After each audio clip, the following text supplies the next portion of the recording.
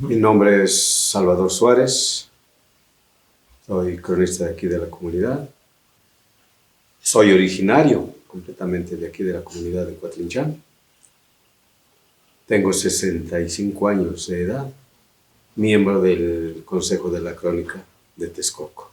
Nuestra meta como cronistas es tratar de tener por escrito muchos de los acontecimientos ocurridos en nuestra comunidad o en los pueblos de alrededor, como son sus historias principalmente, y todo lo que tenga que ver con las comunidades respecto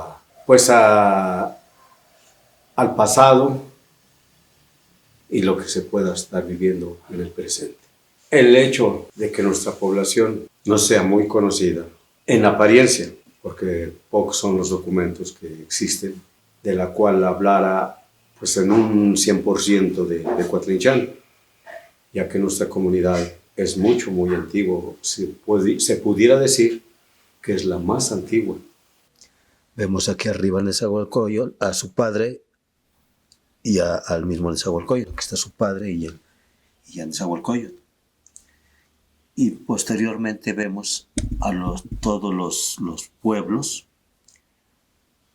que fueron sus consejeros, los principales pueblos, que fueron sus consejeros dentro de su gobierno.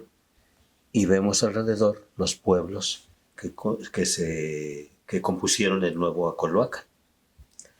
Y vemos aquí a dos personajes, el personaje de Huexotla y el de Coatlinchán. Su gobernante fue Motoliniatzi, se llamaba el gobernante de Coatlinchán en ese entonces, Motoliniatzi. Acordémonos también que en la Ciudad de México hubo un fraile que también se le llamó Motolinia. Motolinia era, por decir, el pobre, el humilde o el sencillo, ¿sí? Que fue protector del indígena, se decía. Su antropónimo se encuentra dibujado a su espalda y unido mediante un lazo gráfico. Se trata de un hombre desnudo, sentado, que corresponde con la glosa Motolinia, pobre u humilde, que da lectura del personaje como Motoliniatzi, gobernante de Coatlinchán. Este señorío aliado a Texcoco constituyó uno de los centros de poder de la región de mayor importancia por su desarrollo económico y político. Su doble importancia se resalta, ya que durante la ocupación tepaneca se estableció el centro de recaudación de tributos para el gobernante de Azcapotzalco y sus aliados.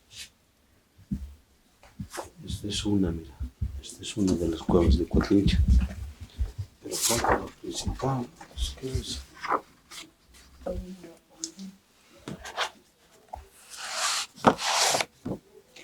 Nuestra historia como tal se remonta al siglo XII, aproximadamente entre el año 1000 y 1100, que es cuando se tiene conocimiento en algunos escritos, como son el Códice de Albrecht-Xochitl, el Códice Xolotl, el Códice Tlotzi y el Códice Quinatzi.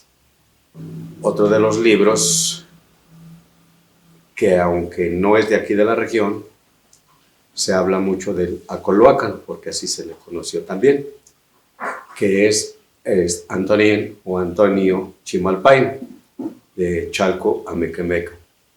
Él en sus relatos narra gran parte de lo que fue el Acoloacan, ahora Coatlinchán. Se dice que en estos códices que su primer nombre fue Techachalco y que el hijo de Xolotl, que se llamaba Nopaltzin, exploró toda la región desde norte a sur y la gran parte del oriente, que es ya los estados de Puebla y hasta el lago de Texcoco.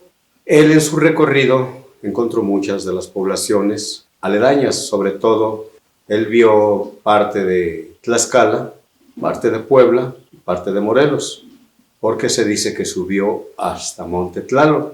Monte Tlaloc está considerado como el centro ceremonial más grande de toda América. Ahí se subían a hacer ceremonias al señor Tlaloc para la petición de lluvias. Entonces, al terminar su recorrido, Nopaltzin llega ante su padre Xolotl y le comenta de los pueblos que él vio. Entre sus comentarios, precisamente, narra sobre Techachalco, que posteriormente sería Coatlinchan. Empiezan Xolotl a relacionarse con los pueblos y hace una especie de alianzas matrimoniales. Se dice que para ser gobernante de alguna de las comunidades tenían que tener sangre tolteca. Para esto, su propio hijo Nopaltzin lo casó con una mujer tolteca. El hecho de Coatlinchan, sabemos que tenían unos 46 años que se había establecido en Tenayuca, Xolotl, cuando llegaron tres guías o tres tlatoanis, comandando un grupo, cada uno de ellos, para pedirle tierras. A dos de ellos los casó con sus propias hijas.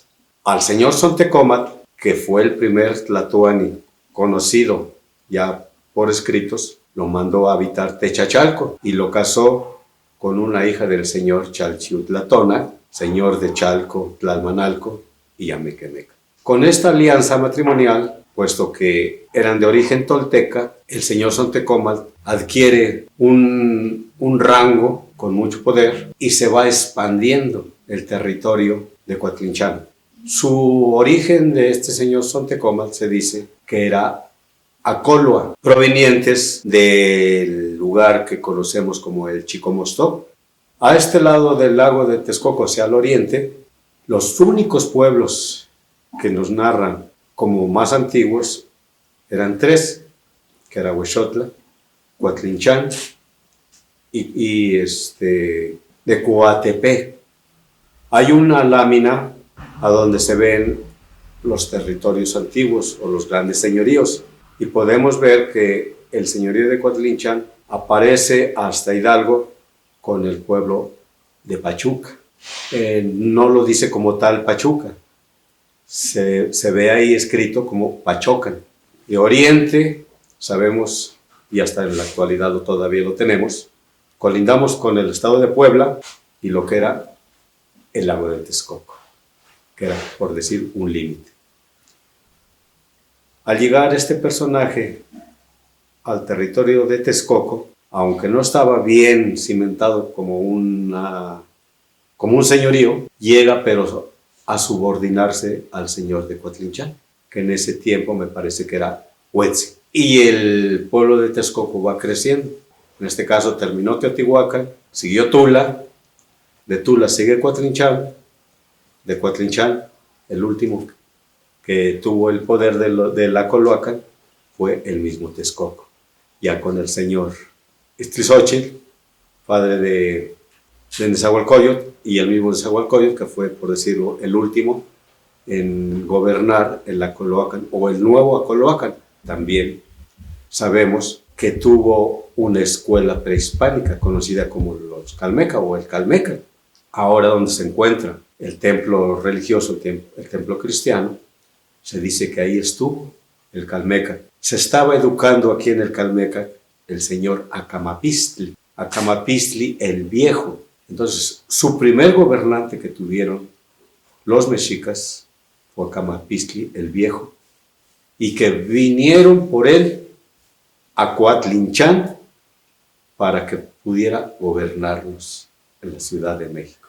Todavía existen algunos vestigios que fueron lugares conocidos como estancias, o como lo que decíamos barrios, y lugares en los que varios pueblos venían a educarse a Coatlinchan. Me parece que son 32 estancias y 36, no son datos exactos, pero más o menos barrios, en los cuales el mapa de Coatlinchan nos indican varios de esos lugares.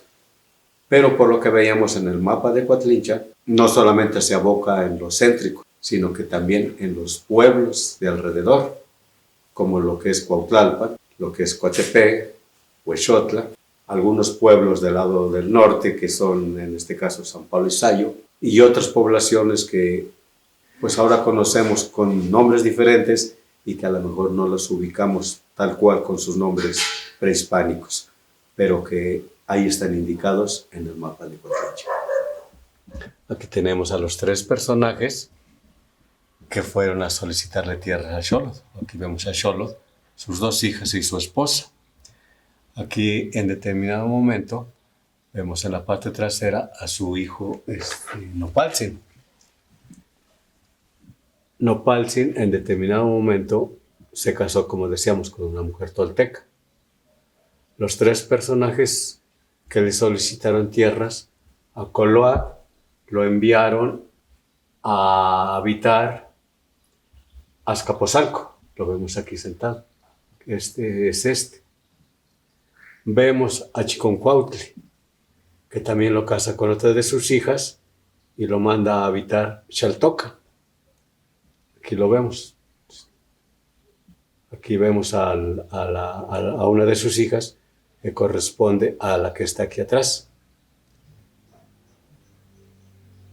Y vemos al señor Sontecomatl, él, como ya no tenía más hijas, lo casa con una hija del señor de Chalco Amequemeca, que es este. Este territorio era tolteca completamente.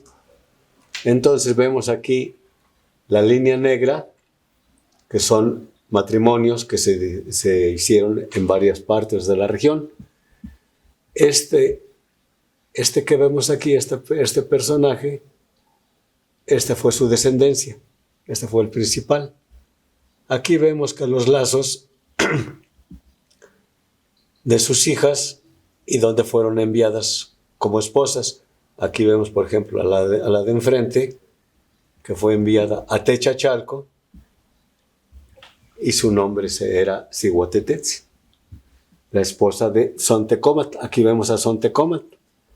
Ahí vemos el brazo de la Coloacan, ahí en el centro, y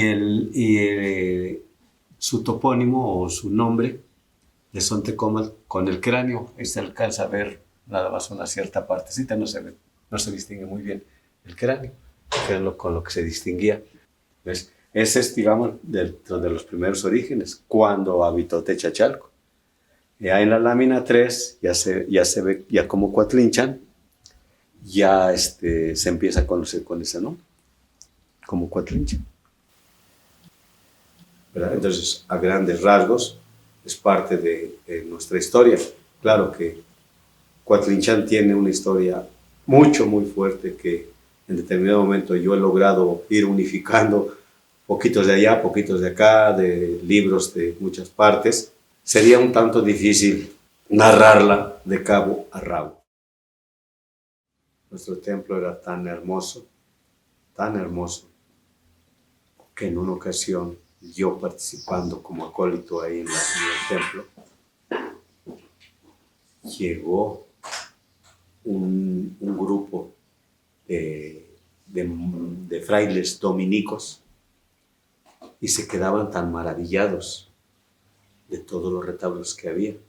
Comentaban que nuestro pueblo debía de haber sido ya una cabecera o un municipio, como ahora decimos, porque la hermosura del templo era una catedral, simplemente más hermosa que la misma catedral de Texcoco. Ellos decían que era una catedral, lógico, para nosotros era un templo común y corriente, pero que yo afortunadamente logré conocer esos retablos, y yo así de verdad lo digo con mucho orgullo, los retablos más hermosos que yo pude haber visto de niño. Maderas labradas, retablos son los altares que había a los costados. Se les llama retablos, por ejemplo, al presbiterio, a donde hace la misa el cura, donde están las imágenes, como decía yo hace un rato, eran retablos en madera, maderas labradas, con adornos, flores, y todavía hay un retablo que se conserva dentro de los originales en la capilla. Es el único retablo que se conserva como tal, la Capilla de los Dolores. Pero es pequeño y falto ya de muchos de los ornamentos. Los retablos que estaban en la nave principal eran tan altos que llegaban hasta las ventanas o los ventanales que tiene el templo. Uno de los retablos mayores que yo me acuerdo era el retablo del lado izquierdo, ya para llegar al presbiterio o junto al arco de entrada hacia el presbiterio, es un arco de piedra. Ese retablo estaba dedicado a la Virgen de los Dolores también y a la Inmaculada Concepción enfrente. Queda como, digamos, de lo antiguo ahí el púlpito y la tribuna de enfermos, que son los que prácticamente hacían una combinación o composición de esos retablos que yo les comento. Había uno que me llamaba muchísimo la atención, pero mucho la atención, un retablo que tenía en la parte alta un triángulo y un ojo en medio. A los lados había dos arcángeles. Uno tenía un oído y el otro tenía unas balanzas. Y tenía ahí unas leyendas que decían: Dios todo lo ve, es donde estaba el ojo. Dios todo lo escucha, donde estaba el oído. Y Dios todo lo juzga, donde estaban las balanzas. Se le conocía como el retablo de la omnipotencia de Dios. Se me quedó tan grabado lo que ellos explicaban, lo que ellos decían, que ahora yo en mis recorridos les muestro el espacio y el lugar y les explico de todo lo que yo aprendí, de todo lo que yo escuché. Había otro retablo, que es donde está el coro. Ese retablo estaba dedicado a la Inmaculada Concepción, un retablo que todavía existió hasta por el 64, no más acá, yo creo que hasta por el 65, 66. Está todavía en la actualidad una pintura de la Virgen que está rodeada de un marco labrado del lado derecho.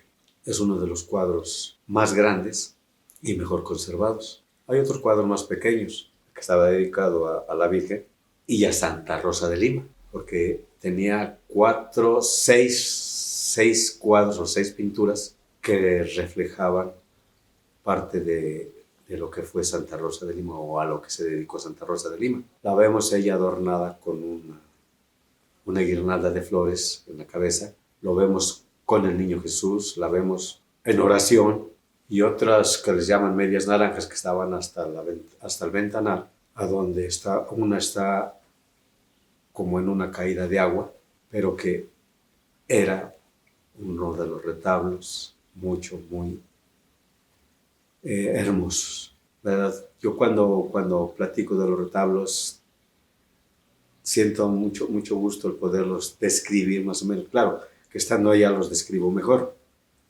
Cuando se retiraron esos retablos, la sorpresa fue que atrás de ellos había frescos. Por eso coincide en lo que yo he comentado de cuando se construyó el templo, carecía de imágenes, carecía de nichos, carecía de retablos, de todo.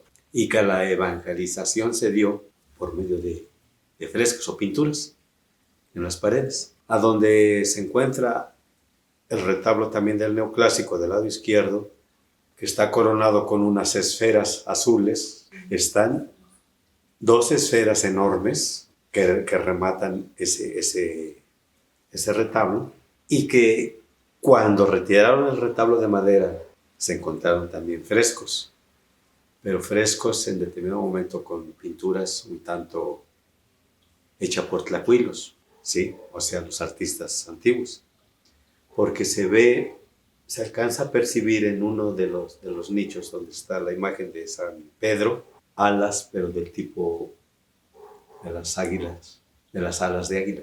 Tanto de un lado como del otro se ve que, o se dice, no se ha podido comprobar. Yo en lo personal he dicho que posiblemente hacían alusión ya a las imágenes que tenemos, lo que es San Gabriel, San Miguel y el mismo San Rafael. En el centro estaba la figura del Nazareno. Entonces, no sé por qué lo retiraron de ahí y lo fueron a poner hasta la puerta. Pero en fin, una de las puertas laterales del templo está fechada en el 1637, me parece, no estoy ahorita con el dato exacto, pero algo así está, en el mes de abril. Y yo les he mostrado y les he dicho que si el templo no fuera en 1537, de 39, como yo lo he comentado, ¿por qué iba a estar fechada una puerta con la fecha de 1600 y tantos? Si dicen que la iglesia fue terminada en 1731 basándose en la fecha que tiene en la fachada principal, que iba a ser una puerta fechada con una...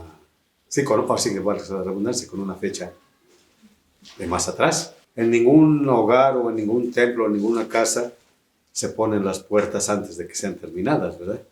Por lo tanto, coincide con las fechas en las que yo he hablado. Además de que estas fechas yo las encontré en un documento que me proporcionaron en San Vicente Chicoloapan, en las cuales narran su fundación y la erección de nuestros templos. El de Coatepec hacia 1528 y la de Coatlichan hacia 1529.